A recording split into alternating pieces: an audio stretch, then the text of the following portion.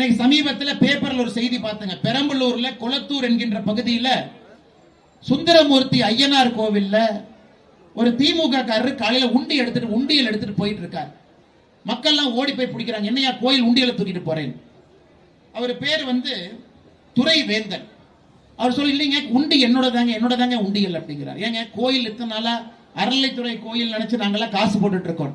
அது அறநிலைத்துறை கோயில் இல்லைங்க, என் கோயில் தான், நான் தான் உண்டியல் வச்சேன் அப்படின்னு.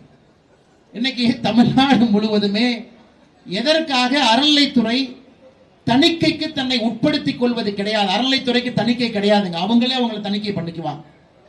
சிஏஜி நம்முடைய மத்திய அரசினுடைய தலைமை கணக்கு தணிக்கையாளர் பார்த்தீங்கன்னா எல்லாத்தையும் தணிக்கை பண்ணுவாங்க. தமிழ்நாட்டினுடைய கோவில் மட்டும் அனுமதி கொடுக்கல. ஒரே ஒரு உதாரணம், நம்முடைய பெரம்பலூர் மாவட்டத்தில் கொளத்தூர்ல அந்த கோயிலுக்கு வெளியே வச்ச உண்டியலே தனிப்பட்ட முறையில் ஒரு திமுக காரங்க கோயிலுக்கு வெளியே உண்டியல் வச்சு வசூல் பண்ணி கொண்டிருக்கின்றார்.